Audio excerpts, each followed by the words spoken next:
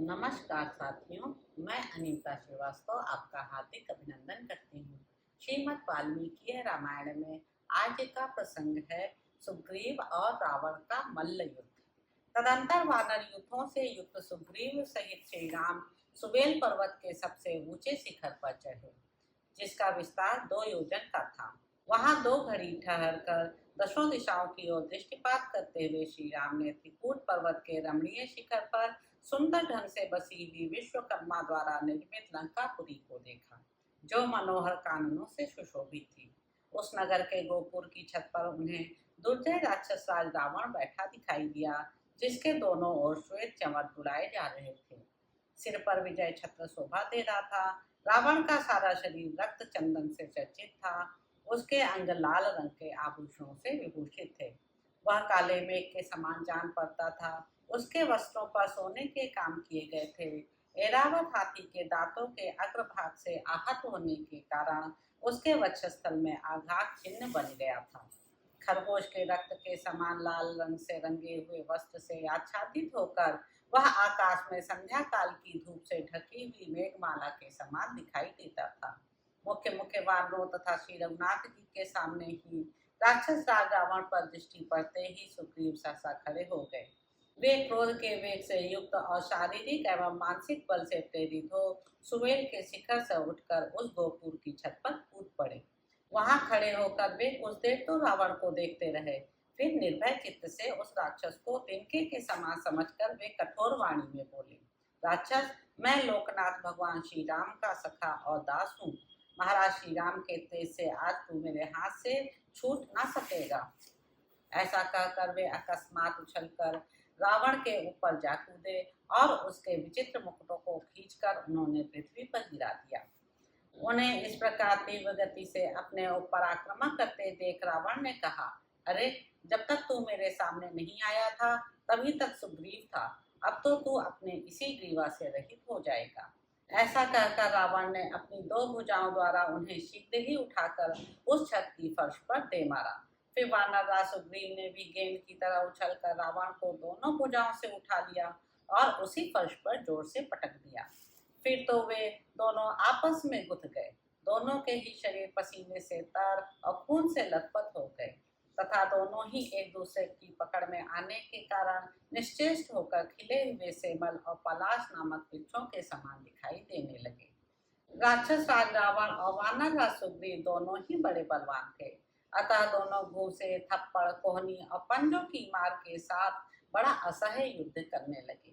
गोपुर के चबूतरे पर बहुत देर तक भारी मल्ल युद्ध करके वे भयानक वेग वाले दोनों वीर बार बार एक दूसरे को उछालते और झुकाते हुए पैरों को विशेष दाव पेट के साथ चलाते चलाते उस चबूतरे से जा लगे। एक दूसरे को दबाकर परस्पर सटे हुए शरीर वाले वे दोनों योद्धा किले के परकोटे और खाई के बीच में गिर गए। वहां हाँफते हुए 2 घड़ी तक पृथ्वी का आलिंगन किए पड़े रहे, तत्पश्चात उछलकर खड़े हो गए। फिर वे एक दूसरे का बार बार आलिंगन करके उसे बाहुपाश में जकड़ने लगे। दोनों ही क्रोध, शिक्षा तथा शारीरिक बल से संपन्न थे, अतः उस युद्ध स्थल में कुश्ती के अनेक दाव पेच दिखाते हुए भ्रमण करने लगे।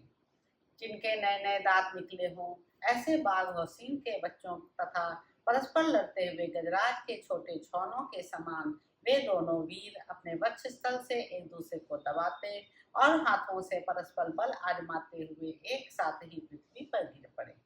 दोनों ही कसरती जवान थे और युद्ध की शिक्षा तथा बल से संपन्न थे, अतः युद्ध जीतने के लिए उद्यमशील हो एक दूसरे पर आक्षेप करते हुए युद्ध मार्ग पर अनेक प्रकार से विचरण करते थे, तथापि उन वीरों को जल्दी थकावट नहीं होती थी। मत वाले हाथियों के समान सुग्रीव और रावण गजराज के शून्य दंड की भांति मोटे एवं बलिष्ठ बाहुदंडों द्वारा एक दूसरे के दांव को रोकते हुए बहुत देर तक बड़े आवेश के साथ युद्ध करते और शीघ्रता पूर्वक पैतरे बदलते रहे। वे परस्पर भिड़कर एक दूसरे को मार डालने का प्रयत्न कर रहे थे, जैसे 2 बिलाव किसी भक्ष्य वस्तु के लिए क्रोधपूर्वक स्थित हो परस्पर दृष्टिपात कर बारंबार गुर्राते रहते हैं, उसी तरह रावण और सुग्रीव भी लड़ रहे थे। विचित्र मंडल और भांति भांति के स्थान का प्रदर्शन करते हुए गोमूत्र की रेखा के समान कुटिल गति से चलते और विचित्र रीति से कभी आगे बढ़ते और कभी पीछे हटते थे। वे कभी तिरछी चाल से चलते, कभी टेढ़ी चाल से दाएं बाएं घूम जाते, कभी अपने स्थान से हटकर शत्रु के प्रहार को व्यर्थ कर देते, कभी बदले में स्वयं भी दांव पेच का प्रयोग करके शत्रु के आक्रमण से अपने को बचा लेते। कभी एक खड़ा रहता तो दूसरा उसके चारों ओर दौड़ लगाता, कभी दोनों एक दूसरे के सम्मुख शीघ्रता पूर्वक दौड़कर आक्रमण करते, कभी झुककर या मेढक की भांति धीरे से उछल कर चलते, कभी लड़ते हुए एक ही जगह पर स्थित रहते, कभी पीछे की ओर लौट पड़ते और कभी सामने खड़े खड़े ही पीछे हटते, कभी विपक्षी को पकड़ने की इच्छा से अपने शरीर को सिकोड़कर या झुकाकर उसकी ओर दौड़ते, कभी प्रतिद्वंदी पर पैर से प्रहार करने के लिए नीचे मुंह किए उस पर टूट पड़ते, कभी प्रतिपक्षी योद्धा की बाह पकड़ने के लिए अपनी बाह फैला देते और कभी विरोधी की पकड़ से बचने के लिए अपनी बाहों को पीछे खींच लेते। इस प्रकार मल्ल युद्ध की कला में परम प्रवीण वानर राज सुग्रीव तथा रावण एक दूसरे पर आघात करने के लिए मंडलाकार विचर रहे थे। इसी बीच में राक्षस रावण ने अपनी माया शक्ति से काम लेने का विचार किया।